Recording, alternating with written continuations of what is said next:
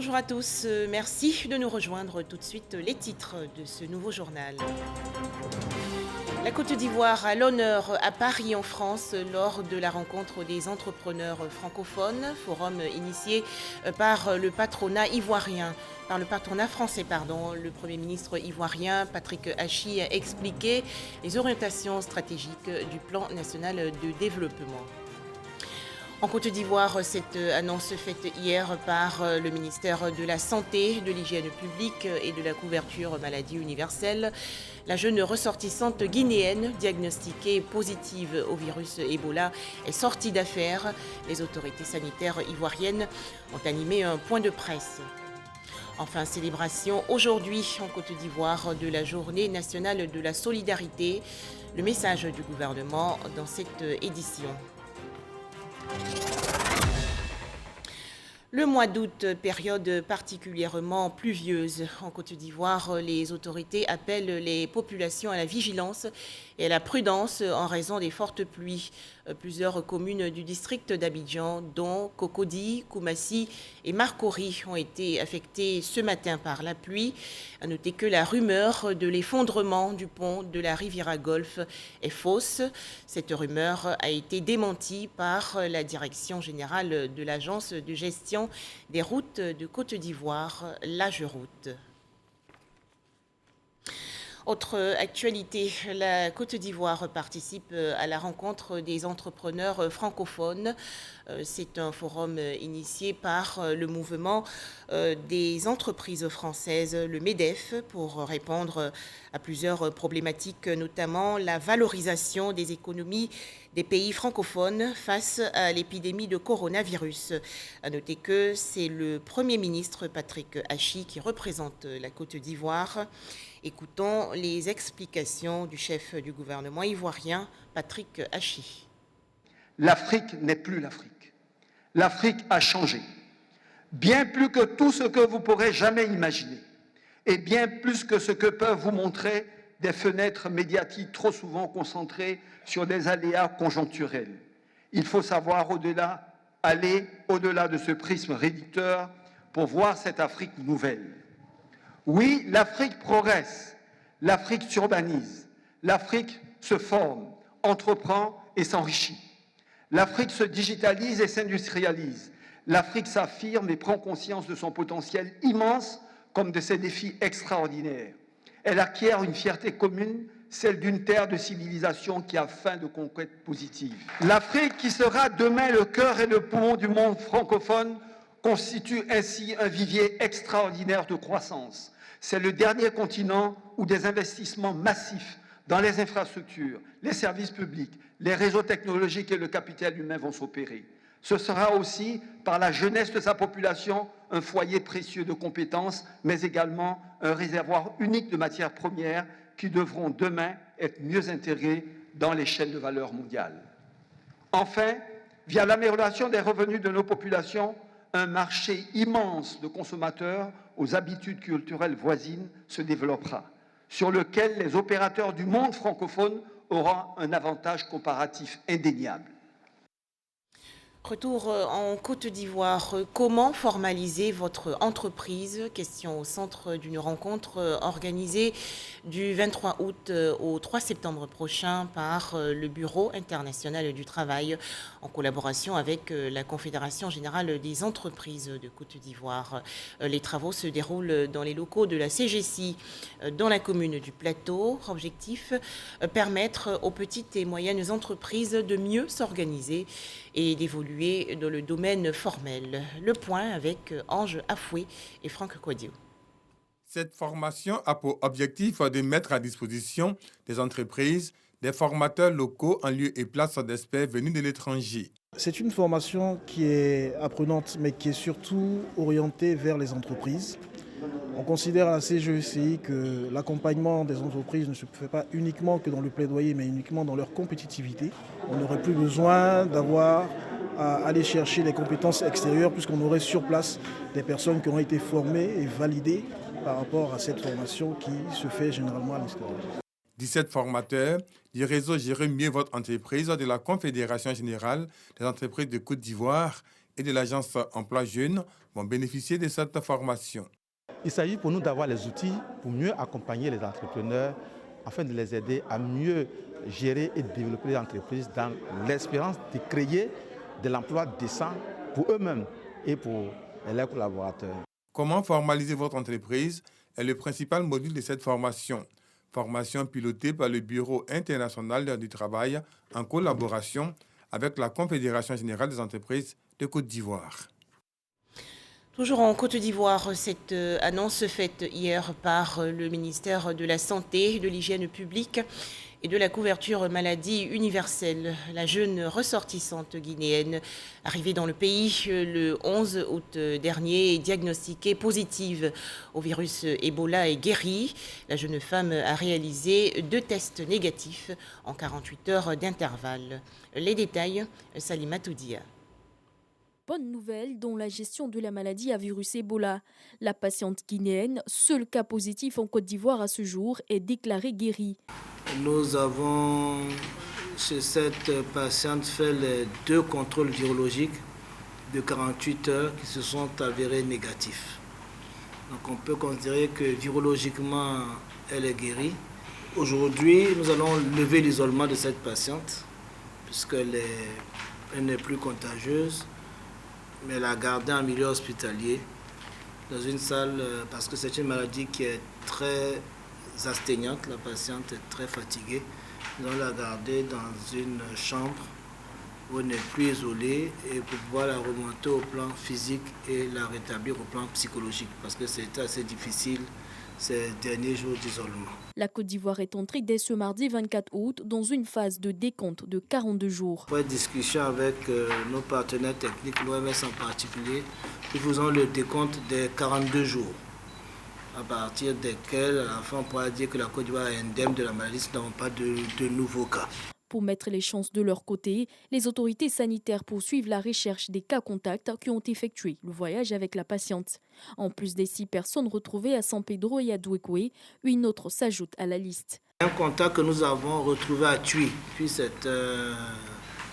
est situé entre Meyagui et San Pedro. Nous avons retrouvé un contact à Thuy. Et les 4 convoyeurs sont repartis en Guinée, mais nous les considérons comme des contacts que nous avons retrouvés. Quant à la surveillance aux frontières, 12 personnes ont été interceptées entre Ouaninou et Mans, puis refoulées. Le coronavirus toujours virulent, restons vigilants, faisons-nous vacciner et surtout respectons les gestes barrières.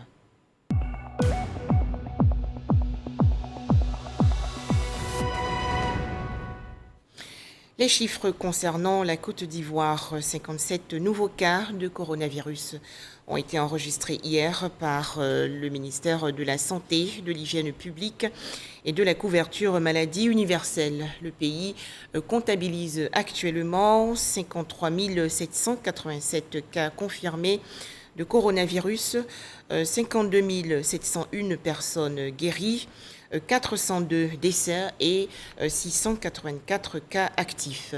La vaccination contre le coronavirus est gratuite et volontaire. Mercredi 25 août 2021, la Côte d'Ivoire célèbre la Journée nationale de la solidarité. Cet événement, institué en 2007, veut inscrire chaque année la solidarité en tant que valeur sociale, cardinale et gage de paix. À noter que 41 milliards de francs CFA ont été débloqués pour aider financièrement 231 familles vulnérables et 20 000 travailleurs mis au chômage technique en raison de la crise sanitaire liée au coronavirus. Le point dans ce reportage de Walter Amadou. Marquer une halte afin de faire le point des actions gouvernementales et évaluer la situation de la solidarité. Également, concevoir des idées novatrices et concrètes pour mieux adresser la question au sein de la communauté ivoirienne. C'est tout le sens de l'institution depuis 2007 de la Journée nationale de la solidarité.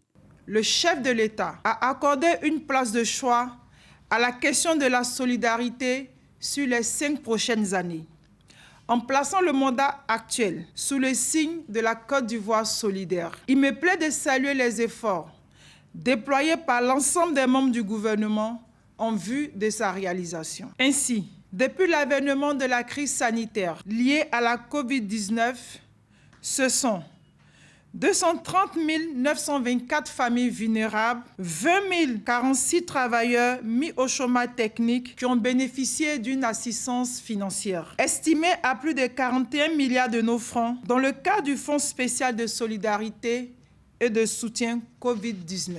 Autour du Fonds national de solidarité, on peut citer entre autres actions menées depuis le mois d'avril dernier à ce jour, la compassion et l'assistance financière en vive et en non-vive à 150 familles victimes de tornades, une cinquantaine de familles dont les membres ont été blessés ou ont perdu la vie dans les accidents de la circulation. Toutes ces actions attestent de la volonté du gouvernement d'œuvrer sans relâche à réduire les poches de vulnérabilité partout dans le pays. La ministre Miss Belmondo annonce que le 6 septembre prochain, la ville de San Pedro va abriter la célébration officielle de la Journée nationale de la solidarité. Le choix de la ville de San Pedro revêt ici une importance capitale dans la mesure où, cette année, cette cité cosmopolite et les localités environnantes ont été l'épicentre des pluies diluviennes qui ont occasionné de nombreux dégâts matériels et des pertes en vie humaine. Cette année, le ministère de la Solidarité et de la lutte contre la pauvreté a choisi pour thème la solidarité, valeur nationale pour une Côte d'Ivoire unie. Un panel au cœur de la Journée nationale de la solidarité 2021. Les travaux se sont déroulés le 24 août dernier dans la commune d'Abobo. Thème retenu, jeunesse et réseaux sociaux. Quelle contribution pour la solidarité et la cohésion nationale en Côte d'Ivoire. C'est une initiative de l'organisation non gouvernementale Change Human's Life. Djeneba Bini et Walter Amadou. Séance de renforcement de capacité pour les membres des associations et ONG qui militent pour la solidarité et la lutte contre la pauvreté. Une activité initiée par l'ONG Change Human's Life et ses partenaires dans le but d'aider ces volontaires à élaborer un plan d'action en vue de la réalisation de leurs projets dans les domaines des réseaux sociaux. À l'occasion de cet événement, les autorités locales et les partenaires vont échanger sur le thème « Jeunesse et réseaux sociaux, quelle contribution pour la solidarité et la cohésion sociale en Côte d'Ivoire ?» Nous nous sommes engagés à travers un projet qui concernait la jeunesse et donner de nouveaux horizons pour permettre à la jeunesse d'Abobo d'avoir un nouveau départ. Et à l'occasion, nous avons renforcé les capacités non seulement des jeunes comme tels, mais également de la société civile locale, ici à Abobo, qui travaille au quotidien avec les jeunes. Notre objectif dans cet événement, c'est de permettre aux différentes organisations de la société civile de comprendre la nécessité même de la solidarité et de faire valoir leurs actions au grand public, de permettre également aux entreprises de valoriser leur responsabilité sociale au niveau des différentes actions qu'elles mènent avec la communauté. Outiller ses partenaires pour éradiquer la pauvreté et contribuer au développement durable est l'une des missions que s'est assignée l'ONG Change Human's Life. Une initiative soutenue par Ouattara Brahima, député et 4e adjoint au maire d'Abobo, aussi parrain de la cérémonie. Nous sommes très heureux de soutenir cette initiative parce que sans les sensibiliser, on ne peut pas les maîtriser. Donc pour cela, je voudrais demander à l'ONG de continuer leur activité en sensibilisant toute la jeunesse de Côte d'Ivoire afin que ces réseaux sociaux soient utilisés pour la paix. À travers ce panel, les membres des ONG veulent contribuer efficacement à la promotion de la solidarité à l'occasion de la Journée nationale de la solidarité.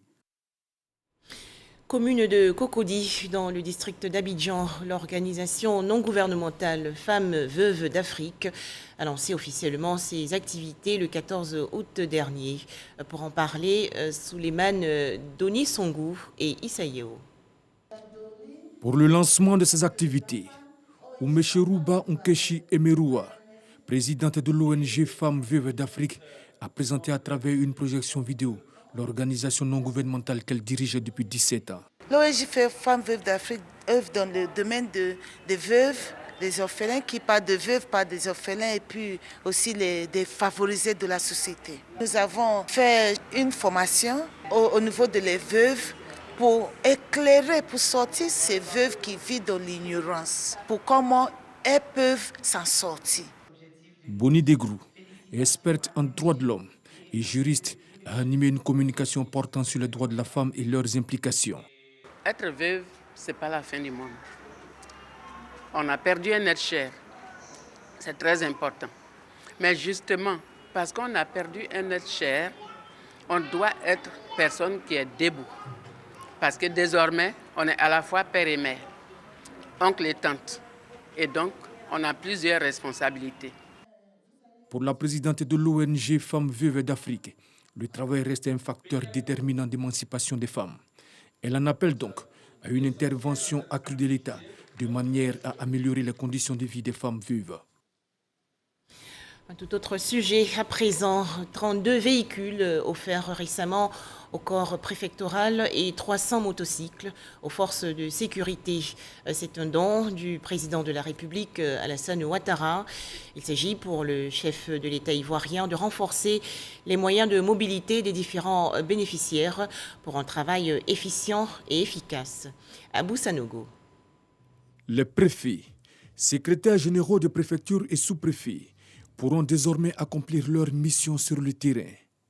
Ils viennent de bénéficier de 32 véhicules, dont du président de la République Alassane Ouattara, qui vise à renforcer leur capacité de mobilité. Un véritable soulagement pour ces autorités administratives qui ont traduit leur reconnaissance au chef de l'État Alassane Ouattara. Au nom de l'ensemble du corps préfectoral, exprimer mon infinie gratitude au président de la République, son Excellence M. Alassane Ouattara, car sous son leadership, nous constatons une amélioration constante et notable des conditions de vie et de travail des autorités préfectorales. Ces véhicules, il faut le reconnaître, mettent fin à des nuits d'angoisse et des grands soucis de déplacement. J'ai pu dire avec fierté que ces véhicules vont contribuer véritablement à redorer le blason de l'autorité que nous sommes dans nos circonscriptions administratives respectives. La mobilité des membres du corps préfectoral constitue une difficulté majeure dans l'exercice de leurs fonctions. Mais d'autres moyens viendront renforcer leurs capacités, selon le ministre de l'Intérieur et de la Sécurité, Vagondo Diomondi. Je sais bien que les besoins sont en nombre plus élevé. Mais je voudrais vous rassurer qu'il s'agit d'une première vague. D'autres viendront en vue de satisfaire toutes les attentes.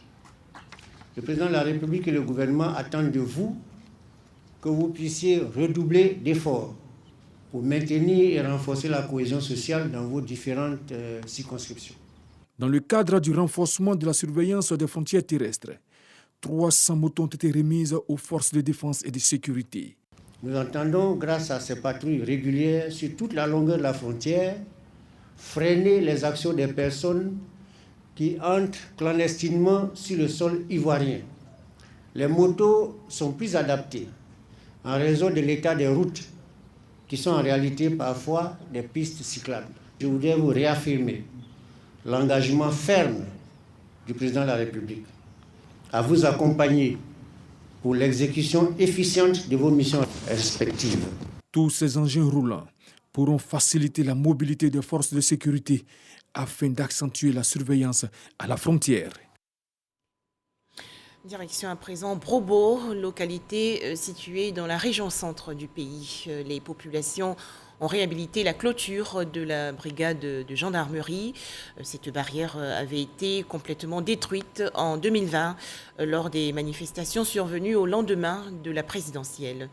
Kader Sogodogo de RTI Bouaké. Entièrement détruite lors des manifestations de la désobéissance civile au lendemain de l'élection présidentielle d'octobre 2020 par des individus non identifiés, la clôture de la brigade de gendarmerie de Brobo est totalement réhabilitée. Une initiative des filles et fils de la localité unis autour du contre-amiral Kwakokona Boniface. Par cette action, les initiateurs entendent œuvrer pour le développement de Brobo, mais également à renforcer les liens armées-nations.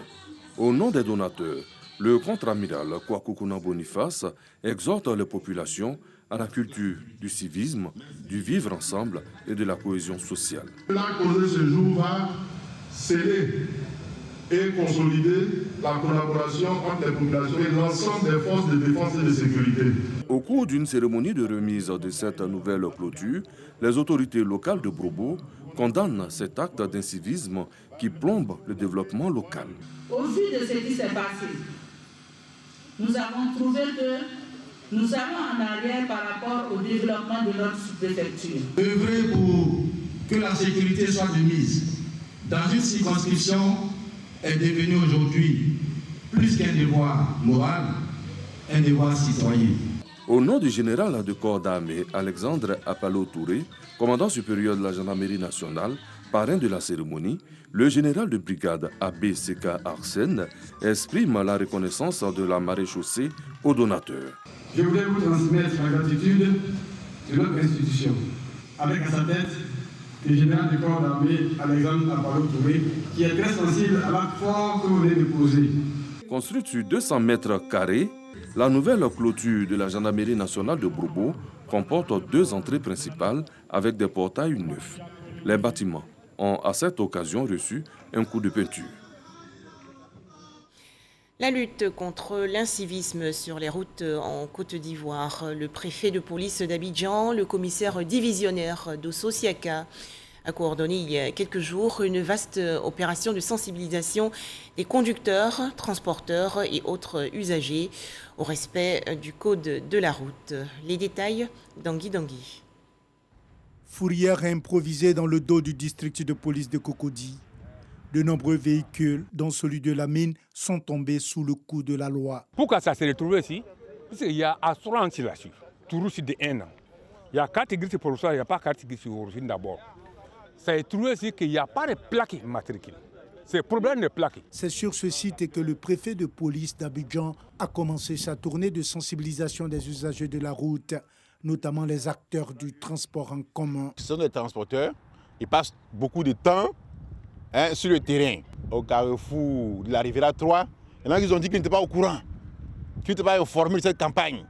Vous voyez, donc il est encore bon que nous ayons au contact pour que demain, ils ne disent pas qu'ils ne sont pas informés. À la question d'un confrère de savoir si les raquettes des forces de l'ordre sur la route ne risquent-ils pas de plomber les efforts du gouvernement de lutter contre l'incivisme sur la route, le préfet de police s'est voulu clair et précis. Nul ne sera épargné par cette campagne-là. Et celui qui se fera prendre, il paiera cash, comme le transporteur également qui se fera prendre.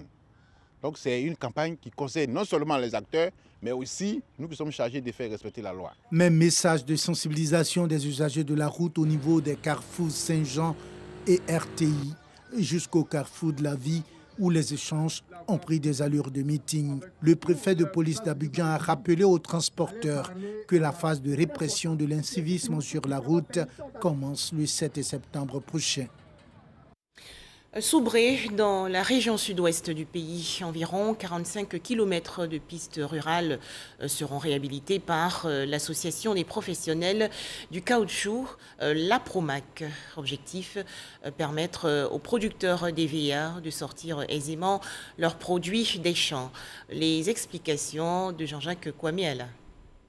Roa, Bakayo et Kayo sont des villages du département de Soubré. Depuis avril 2021, l'association des professionnels du caoutchouc naturel de Côte d'Ivoire, APROMAC, y réalise des travaux d'entretien de pistes. Ce sont au total 43,5 km en travaux de reprofilage lourd, avec traitement de points critiques dont bénéficient les populations de Soubré. Le travail est en tout cas énorme. Il y a pratiquement 8 campements qui vont de Bakayo jusqu'à Nyoboyo. Donc on a besoin de cette route. C'est nécessaire pour nous. Si on veut charger les trucs pour aller au marché, ici et puis là-bas, ça fait 9 km. Maintenant, APROMAC est venu, il nous a fait route là pour nous donner. Ces travaux de piste à Soubré vont coûter à l'APROMAC plus de 506 millions de francs CFA. Les pistes seront livrées fin octobre 2021. L'APROMAC va continuer, c'est faire en sorte qu'on pérennise toutes les actions que nous sommes en train de mener. Donc, ce sont des actes pérennes que nous voulons poser. faire donc en sorte que ces routes-là tiennent et vraiment que ce soit dans la durabilité. En plus du département de Soubré, la filière EVA conduit également des travaux à Gagnoa, Ira et Sassandra. Un total de 120,6 km de pistes d'accès aux plantations d'EVA à réhabiliter pour un montant d'environ 1,670 milliard de francs CFA financés sur fonds propres par la Promac. Bientôt la fin des grandes vacances 2021 en Côte d'Ivoire. Plusieurs activités récréatives pour enfants meublent actuellement cette période. Dans la commune du Plateau, par exemple, les meilleurs écoliers et élèves participent à un camp de vacances. Environ 150 enfants prennent part à cette rencontre. Le point avec Astou Touré. C'est tôt le matin que les enfants, accompagnés de leurs parents, se sont rendus au sein de l'établissement Notre-Dame du Plateau pour célébrer l'ouverture du nouveau camp de vacances. Occuper sainement les enfants en cette période de crise sanitaire, tel était le défi de la mairie du Plateau qui, pour ses vacances, a décidé de mettre un camp en lieu et place d'une colonie de vacances. Une initiative qui se situe dans le cadre de la récompense des meilleurs élèves. Après l'école, qu'est-ce qu'il faut faire des enfants, où est-ce qu'ils doivent être. Et nous avons réfléchi, nous avons trouvé qu'il faut que les enfants soient quelque part occupés sainement avec des activités. C'est vrai qu'ils sont en vacances, mais en même temps, il ne faut pas qu'ils soient oisifs. Il faut leur permettre de pouvoir faire certaines activités et c'est le but du centre de vacances. Au total, c'est 120 enfants qui sont attendus pour profiter pendant 2 semaines de plusieurs activités. Il s'agit entre autres de la peinture, la lecture, les ateliers de cuisine, les visites guidées sous l'assistance de personnes qualifiées. Le premier magistrat de la commune du Plateau a félicité l'ensemble des participants pour cette innovation qui va garantir l'épanouissement et l'éducation des enfants. Cette année, vous avez bien travaillé. Si vous continuez à bien travailler comme ça, le conseil municipal va toujours s'organiser pour vous faire plaisir. Quand un enfant est joyeux, les parents sont contents également. Félicitations à vous. Félicitations aussi à toutes les personnes qui ont permis que, justement, cette activité-là puisse se dérouler. Et comme on dit, continuez à nous surprendre. Mascottes, acrobates, majorettes, orchestres et artistes ont égayé les enfants. Je suis très contente d'être là. Ici, c'est un coin chouette, un coin, c'est beau pour les enfants, un coin qu'on peut s'amuser. Notons que l'organisation des colonies de vacances est une tradition qui perdure depuis plus de 30 ans au sein de cette commune. L'Abissa 2021 va se dérouler du 24 octobre au 7 novembre prochain. Annonce faite le 21 août dernier par les organisateurs à Grand Bassam dans la région sud du pays. L'Abissa veut valoriser la culture du peuple Nzima. Issaïeo. C'est désormais officiel. L'Abissa 2021 aura lieu du 24 octobre au 7 novembre prochain.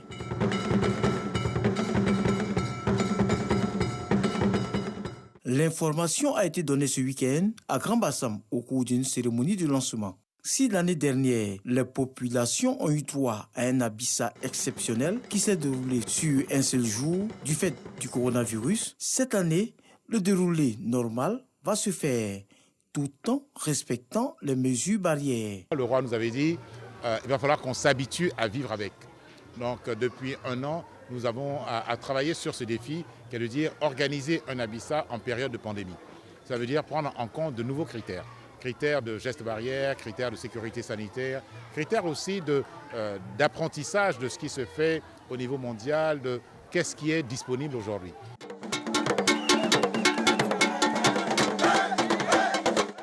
L'Abissa est la valorisation de la culture des Nzima Kotoko. La transmission de cette tradition aux plus jeunes est plus qu'une nécessité pour les aînés. La richesse du peuple Nzima, c'est d'éclairer un événement multiséculaire par un angle nouveau. Et l'angle nouveau, c'est cette préoccupation que nous avons en disant est-ce que nos jeunes, les jeunes du peuple Nzima connaissent les valeurs, connaissent vraiment leurs racines. Et c'est cette interrogation qui a amené le roi, la notabilité, les reines-mères à dire qu'il fallait éclairer l'Abissa par ce volet de tradition. Pour les garants de la tradition Nzima, cette autre édition va respecter tout le processus initiatique. Le premier jour de l'Abissa qui est le Goazo, cette tradition qui consiste à prendre à la famille des Mvavili, de prendre le tam-tam et de le présenter au roi et demander donc la permission et que le roi met ce tam-tam à la disposition du peuple, c'est le respect de la tradition. Mais l'autre tradition qui est respectée avec beaucoup de rigueur, c'est cette critique sociale.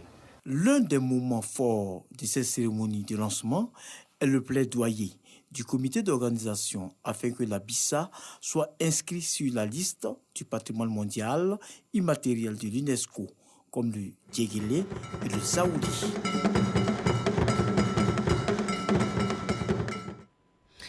La musique ivoirienne endeuillée, l'artiste du coupé décalé Eskeli, de son vrai nom parfait Francis Tareg, est décédé la nuit dernière d'une cirrhose de foie dans une clinique de Bouaké dans la région centre du pays.